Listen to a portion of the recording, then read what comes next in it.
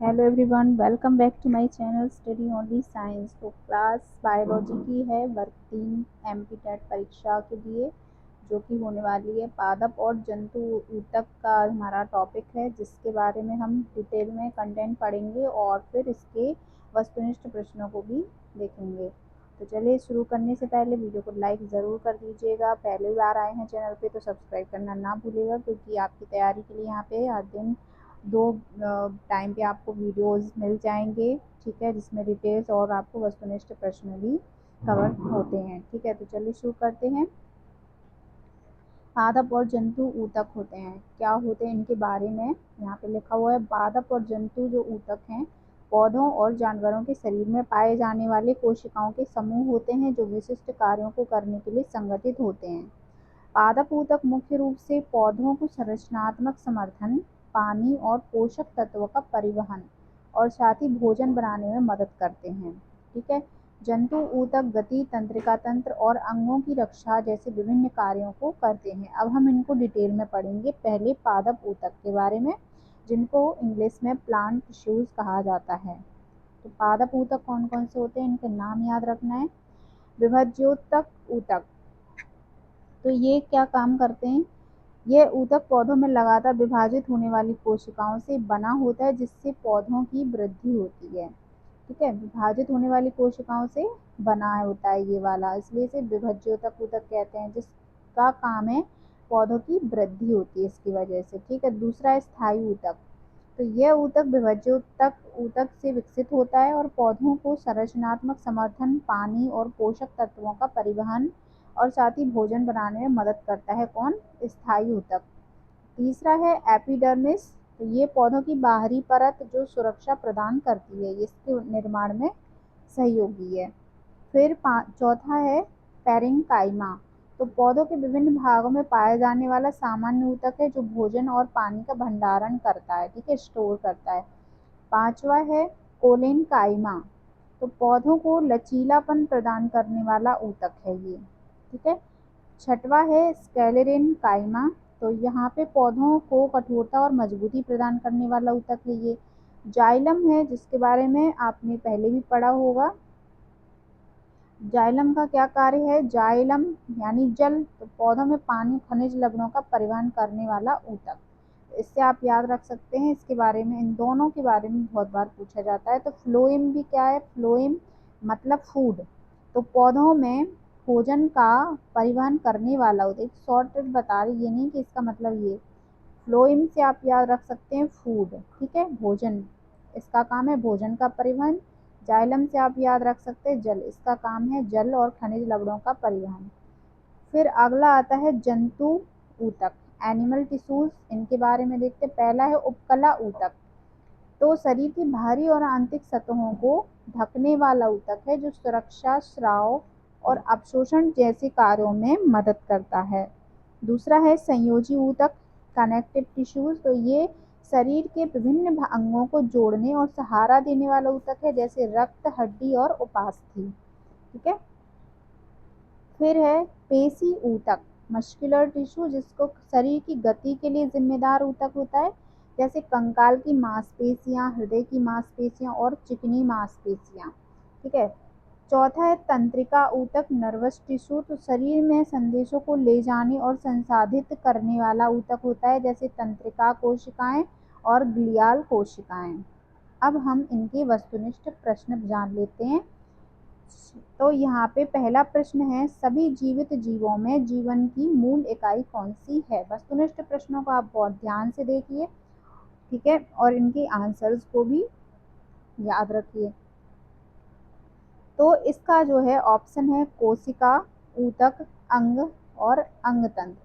तो सभी जीवित जीवों में जीवन की मूल इकाई कौन सी होती है, ये पूछा गया है। तो वो होती है, आपने पढ़ा होगा पिछली क्लास में, कोशिका, सेल जिसे कहते हैं। दूसरा प्रश्न है, कौन सा कार्य उपकला ऊतक का नहीं है? तो कौन सा कार्य है जो उपकला ऊतक का नहीं है? वो है भोजन का संवहन। ठीक है। अगला प्रश्न है, हमारे शरीर में गति के लिए कौन सा ऊतक जिम्मेदार है? तो गति के लिए कौन सा ऊतक जो है जिम्मेदार होता है, वो है पेशीय ऊतक। ठीक है, पेशीय ऊतक गति के लिए जिम्मेदार होता है। दूसरा प्रश्न अगला है, पौधों में जल का परिवहन करने वाला ऊतक है। जल का परिवहन जाइलम के द्वारा होता है। बी ऑप्शन यहाँ पे सही हो जाएगा। फिर है, कॉर्क की कोशिकाओं में एक रासायनिक पदार्थ होता है जिसे कहते हैं। तो कॉर्क की कोशिकाओं में जो रासायनिक पदार्थ होता है उसे सुबेरिन कहा जाता है। क्या कहा जाता है? सुबेरिन। नेक्स्ट प्रश्न है, स्केलेरिन काइमा ऊतक प्रचुर मात्रा में पाए जाते हैं किसमें? पत्तियों, तनों, जड़ों या उपरोक्त सभी में। तो ये प्रचुर मात्रा में पाए जाते हैं इन सभी में। ठीक है, फिर नेक्स्ट प्रश्न है, निम्नलिखित में से कौन सा संयोजी ऊतक नहीं है? तो इनमें से जो संयोजी ऊतक नहीं है वो है मांसपेशी। ठीक है, अगला प्रश्न है, रक्त कोशिकाएं किससे जुड़ी होती हैं? तो रक्षक कोशिकाएं किससे जुड़ी होती हैं? तो ये मूल रोम पुष्परंध्र से जुड़ी होती हैं। ठीक है, जाइलम वाहिकाएं ये रंध्र से जुड़ी होती हैं रक्षक कोशिकाएं। नेक्स्ट प्रश्न है, फ्लोएम ऊतक का मुख्य कार्य है। तो फ्लोएम ऊतक का जो मुख्य कार्य है वो है खाद्य यानी कि भोजन का परिवहन, खाद्य परिवहन। फिर अगला प्रश्न है, जड़ की लंबाई में वृद्धि के लिए जिम्मेदार मेरिस्टेमेटिक ऊतक है। तो जड़ की लंबाई में वृद्धि के लिए कौन सा ऊतक जिम्मेदार होता है? वो है शीर्षस्थ मेरिस्टेम। ठीक है, शीर्षस्थ मेरिस्टेम। फिर अगले प्रश्न पर बढ़ते हैं, शरीर में पाया जाने वाला सबसे अधिक पाया जाने वाला ऊतक है। तो सबसे अधिक शरीर में कौन सा ऊतक पाया जाता है? वो है संयोजी ऊतक। ठीक है, कनेक्टिव टिश्यू सबसे ज्यादा पाया जाता है। अगला प्रश्न है, मांस में संवहन ऊतक कंडक्टिंग टिश्यू बने होते हैं। तो मांस में संवहन ऊतक बने होते हैं किसके? मृदु ऊतक। ठीक है, पेरेन्काइमा। तो ये मृदु ऊतक कहलाते हैं इंग्लिश में पेरेन्काइमा, मांस में संवहन ऊतक के बने होते हैं। फिर अगला प्रश्न है, फ्लोएम द्वारा खाद्य पदार्थ मुख्यतः स्थानांतरित होता है। तो फ्लोएम के द्वारा जो खाद्य पदार्थ है वो कहाँ स्थानांतरित होता है? कैसे होता है? सुक्रोज के रूप में। ठीक है, कैसे? सुक्रोज के रूप में स्थानांतरित होता है। अगला प्रश्न है, अधिकांश स्वपोषी पादप ऊर्जा को किस रूप में संचय करते हैं? तो स्वपेशी पादप जो हैं ऊर्जा को किस रूप में संचय करते हैं? तो वो कैसे करते हैं? स्टार्च के रूप में। स्टार्च के रूप में क्या करते हैं? संचय करते हैं। अगला प्रश्न है, पौधे में जल का संवहन ट्रांसपोर्ट ऑफ वाटर किसके मार्ग से होता है? यानी कि पौधों में जल का संवहन सीधा सीधा है जाइलम के द्वारा होता है, जाइलम ऊतक के द्वारा होता है। अगला प्रश्न है, पौधे का वह भाग जो पानी एवं विलेयों को जड़ों से पौधों के अनेक भागों में ले जाता है वह क्या है? वह भाग जो पानी एवं विलेयों को जड़ों से पौधों के अनेक भागों में ले जाता है। इस तरह से भी घुमा के प्रश्न पूछ लेते हैं, तो यहाँ पे इसका भी आंसर जाइलम ही होगा। ठीक है, जाइलम ही। अगला प्रश्न है, पौधे में जल की ऊपर की ओर गति कहलाते हैं। जल की ऊपर की ओर गति को हम क्या कहेंगे या कहलाते हैं? तो वो क्या कहलाते हैं? रसारोहण। ठीक है, क्या? रसारोहण। अगला प्रश्न है, पौधों की लंबाई में वृद्धि के लिए आवश्यक नहीं है। तो पौधों की लंबाई में वृद्धि के लिए क्या आवश्यक नहीं है? सोडियम, कैल्शियम, नाइट्रोजन और फास्फोरस। तो पौधों के लिए सोडियम आवश्यक नहीं है वृद्धि के लिए। ठीक है, अगला प्रश्न है, अशुद्धि से पूर्ण रूप से मुक्त परम शुद्ध जल को कहा जाता है। अशुद्धि से पूर्ण रूप से मुक्त हो परम शुद्ध जल को कहा जाता है। क्या कहते हैं? आसुत जल। ठीक है, आसुत जल। अगला प्रश्न है, पौधों की चालनी नलिका कोशिकाओं और स्तनधारियों की लाल रक्त कोशिकाओं की संरचना में एक विशेष समानता है। कौन सी? केंद्र की अनुपस्थिति, हरित लवक की अनुपस्थिति, या कोशिका भित्ति की अनुपस्थिति, या हीमोग्लोबिन की उपस्थिति। तो यहाँ पे केंद्र की अनुपस्थिति है, ठीक है। विशेष समानता जो है पौधों की चालनी नलिका कोशिकाओं, स्तनधारियों की लाल रक्त कोशिकाओं में केंद्र की अनुपस्थिति में होती है, ये समानता होती है।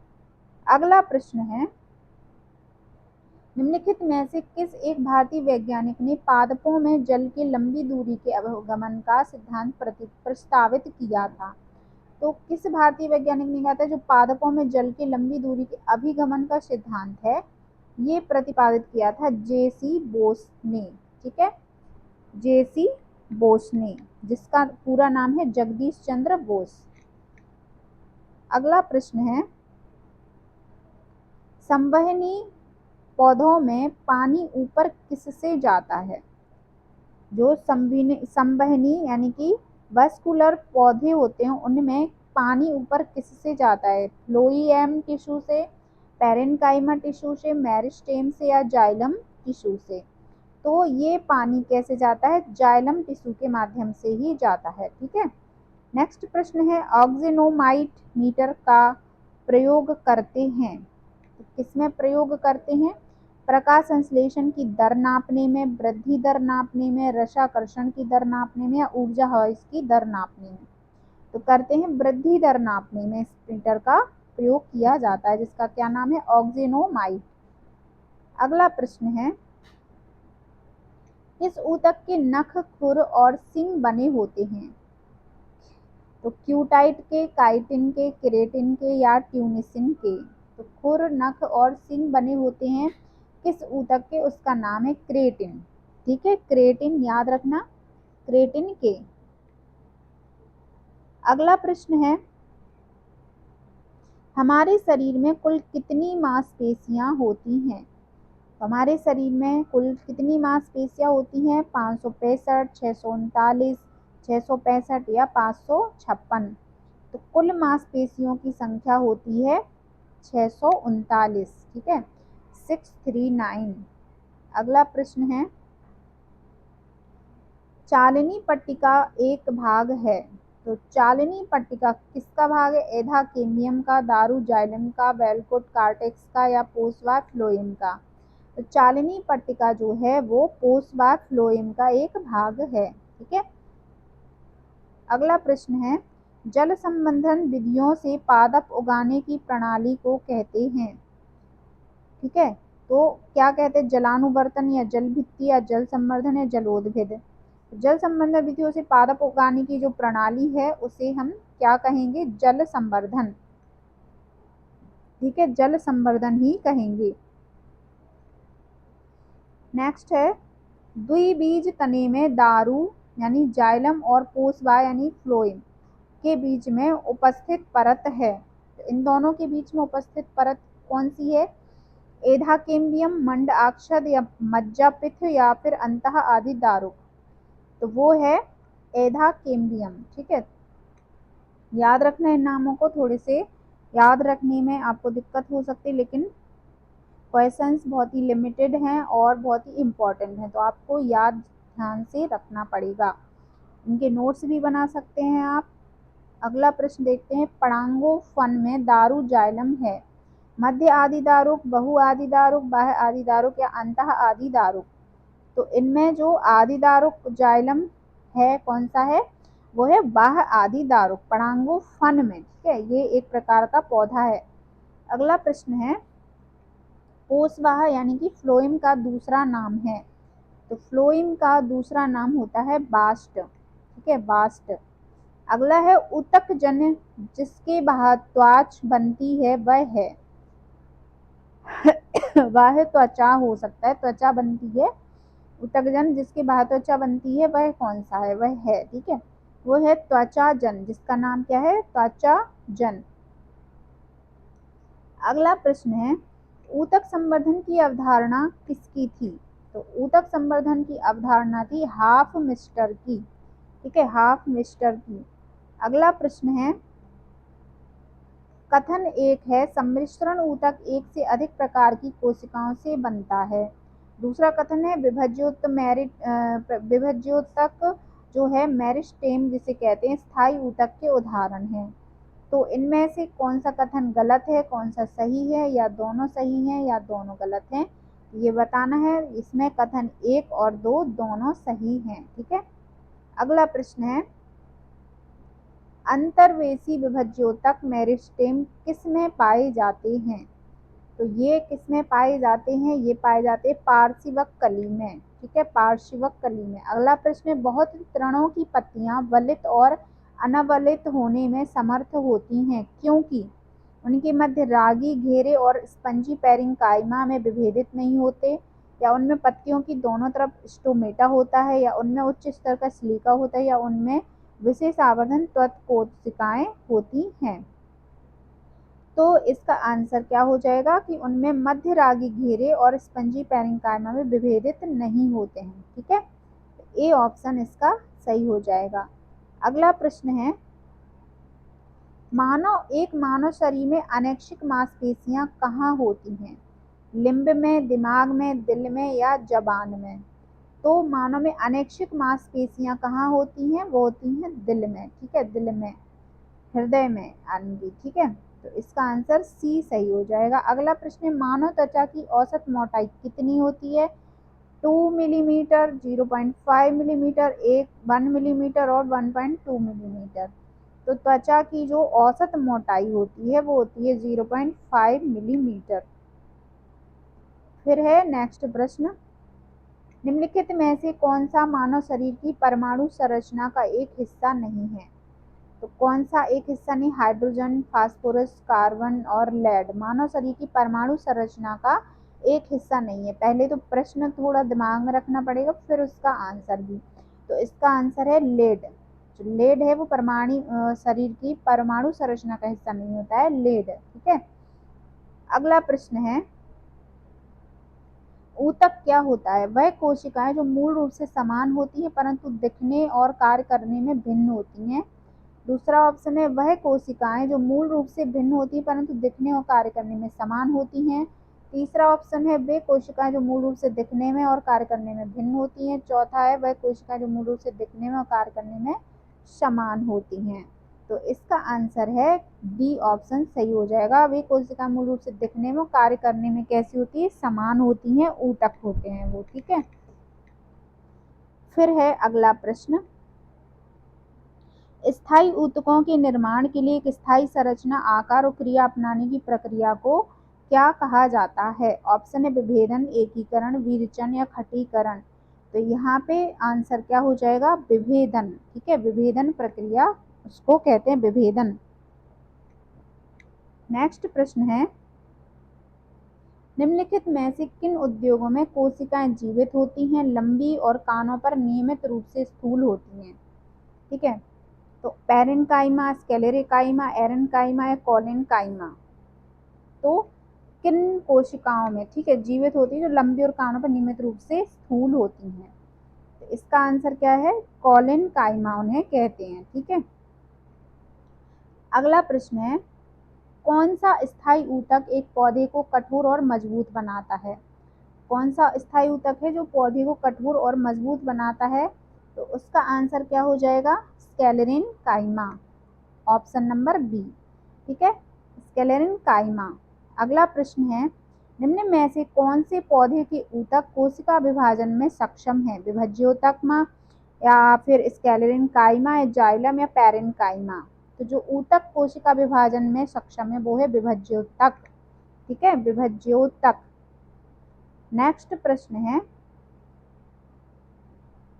मनुष्य में एक संयोजी ऊतक के उदाहरण को पहचानना है। तो संयोजी ऊतक यानी जोड़ने वाला, मांसपेशियां, रेशे, हड्डी या कोशिका। तो संयोजी ऊतक मनुष्य में पूछा गया है, तो इसका उदाहरण है इनमें से कौन सा हो जाएगा? हड्डी। ठीक है, हड्डियों में संयोजी ऊतक है, ये इसका उदाहरण है। अगला प्रश्न है, निम्नलिखित में से किन स्थायी ऊतकों में कोशिकाएं मृत होती हैं? पैरेन्काइमा, कोलेनकाइमा, स्क्लेरेन्काइमा या एरेन्काइमा। तो इनमें से किस में होती हैं? मृत होती हैं जो स्क्लेरेन्काइमा में। ठीक है, स्क्लेरेन्काइमा। नेक्स्ट प्रश्न है, ऊतक रक्त वाहिका के व्यास को बदल देता है, कौन सा? हृदय, मांसपेशी, उपकला या हड्डी? तो ऊतक रक्त वाहिका के व्यास को बदल देता है, उसका क्या नाम है? मांसपेशी। ठीक है। फिर नेक्स्ट प्रश्न है, निम्नलिखित में से कौन सा एक सरल स्थायी ऊतक नहीं है? तो सरल स्थायी ऊतक नहीं है, उसका क्या नाम है? जाइलम। ठीक है, जाइलम। अगला प्रश्न है, पौधों में प्राथमिक वृद्धि इससे होती है। तो यहाँ पे इनमें से कूट पहचानना है, कौन सा 1, 2, 3 और 4 में से सही है। तो 4 हमारे यहाँ पे ऑप्शन दिए गए हैं, लंबवत विभज्योतक, पार्श्व विभज्योतक, अधिक विभज्योतक और शीर्ष विभज्योतक। तो यहाँ पे ए बी सी डी है या सी और डी है या बी सी डी है या ए बी डी है। तो यहाँ पे आंसर क्या हो जाएगा हमारा? सी और डी है। ठीक है, अधिक विभज्योतक और शीर्ष विभज्योतक जो प्राथमिक वृद्धि होती है इससे। अगला प्रश्न है, कौन सा ऊतक पौधों को कठोर और दृढ़ बनाता है? तो कठोर और दृढ़ बनाने वाले ऊतक का क्या नाम है? स्क्लेरेन काइमा। नेक्स्ट प्रश्न है, अधिक अंतरकोशीय प्रसार के लिए कोशिकाएं विरल रूप में संचरित होती हैं। ठीक है, तो प्रसार के लिए कौन सी कोशिकाएं विरल रूप में संचरित होती हैं? उसका क्या नाम है? पैरेन्काइमा। ये अधिक अंतरकोशीय होती हैं और प्रसार के लिए क्या होती हैं? विरल रूप से संचरित होती हैं। नेक्स्ट है, निम्न में से कौन सा सरल स्थायी ऊतक नहीं है? तो सरल स्थायी ऊतक कौन सा नहीं है? उसका क्या नाम है? जाइलम। अभी हमने पिछले प्रश्न में भी पढ़ा, स्थायी ऊतक नहीं है जाइलम। नेक्स्ट है, डैश के कारण स्केलेन काइमा कोशिकाओं की दीवार मोटी होती है? किसके कारण? लिग्निन के कारण, सेलुलोज, पैक्टिन या हेमीसेलुलोज के कारण। तो स्केलेन काइमा की कोशिकाओं की दीवार मोटी होती है, किसके कारण होती है? लिग्निन के कारण, लिग्निन के कारण। नेक्स्ट है, डैश की एक जटिल स्थायी ऊतक है। तो इनमें से एक जटिल स्थायी ऊतक कौन सा है? तो इसका आंसर क्या हो जाएगा? स्टेरिलिन। जो जटिल स्थायी ऊतक है वो जाइलम है। ठीक है, जाइलम। अगला प्रश्न है, कौन सा ऊतक पौधों के प्रकाश संश्लेषण हिस्सों से सामग्री के परिवहन में मदद करता है? तो पौधों से प्रकाश संश्लेषण हिस्सों के सामग्री परिवहन में मदद करता है। फ्लोएम, जाइलम वाहिकाएं, विभज्योतक या फिर भरण ऊतक। तो इनमें से कौन सा है? वो फ्लोएम है। ठीक है, फ्लोएम। अगला प्रश्न है, स्क्लेरेन काइमा में कोशिका भित्ति डैश के कारण मोटी होती है। तो किसके कारण मोटी होती है? अभी देखा हमने, तो उसका आंसर हो जाएगा लिग्निन के कारण। नेक्स्ट प्रश्न है, निम्न में से कौन सा ऊतक कोशिका विभाजन में सक्षम है? तो कोशिका विभाजन के लिए सक्षम वही है विभज्योतक विभाजन जिसका। नेक्स्ट है, मरुस्थलीय पौधों में उपचर्म यानी एपिडर्मिस पर एक मोटी कोमल बाहरी परत होती है जिसे क्या कहते हैं? जिसे कहा जाता है लिग्निन, सेलुलोज, क्यूटिन या बसा। तो इसे कहते हैं क्यूटिन। ठीक है, क्यूटिन। नेक्स्ट है, निम्नलिखित में से कौन से ऊतक का अंतरकोशिकीय क्षेत्र बड़ा होता है? Parenchyma, collenchyma, xylem, sclerenchyma. तो अंतरकोशीय क्षेत्र किसका बड़ा होता है? पैरेन्काइमा का। ठीक है, पैरेन्काइमा का अंतरकोशिकीय क्षेत्र जो है वो बड़ा होता है। नेक्स्ट प्रश्न देखते हैं, जंतु कोशिका में वृक्क को यांत्रिक समर्थन प्रदान करने के लिए डैश एपिथीलियम इसकी आंतरिक परत निर्मित होती है। तो इसकी आंतरिक परत निर्मित कैसे होती है? आयताकार, फलकीय और क्यूबोइडल जिसे बोलते हैं इसके रूप में। ठीक है, आयत फलकीय एपिथेलियम इसकी आंतरिक परत निर्मित होती है। फिर नेक्स्ट प्रश्न है, नारियल के छाल का निर्माण किस ऊतक द्वारा होता है? तो नारियल के छाल में जो निर्माण होता है वो किस ऊतक के कारण होता है? उसका क्या नाम है? स्क्लेरेन काइमा के कारण। ठीक है।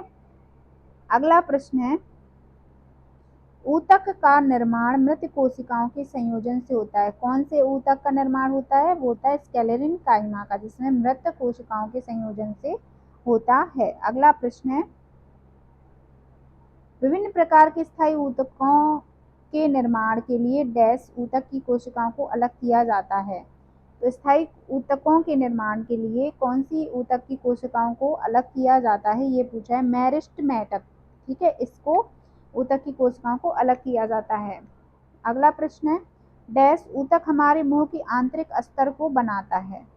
कौन सा ऊतक? सिलिटेड कॉलमर एपिथीलियम या स्तरीकृत स्क्वेमस एपिथीलियम या सरल स्क्वेमस एपिथीलियम या फिर कॉलमर एपिथीलियम। तो ये होता है इसका सरल स्क्वेमस एपिथीलियम ऊतक जो है हमारे मुंह के आंतरिक स्तर को बनाता है। नेक्स्ट है त्वचा के नीचे और आंतरिक अंगों के बीच डैश ऊतक बनता है। त्वचा के नीचे और आंतरिक अंगों में कौन सा ऊतक बनता है? ऑप्शन है मांसल बसा और एपिथेलियल या तंत्रिका। तो वो है बसा। ठीक है, त्वचा के नीचे और आंतरिक अंगों के बीच में ऊतक बसा ऊतक बनता है। तो ये थे ऊतक, पौधे और जंतुओं से रिलेटेड ऊतक का टॉपिक जिसको हमने कवर किया है। आई होप आपको ये टॉपिक पसंद आया होगा, यानी कि आपको क्वेश्चन समझ में आए होंगे। तो लाइक ज़रूर करके जाइएगा क्लास को। मिलते हैं अगली क्लास में नेक्स्ट टॉपिक के साथ।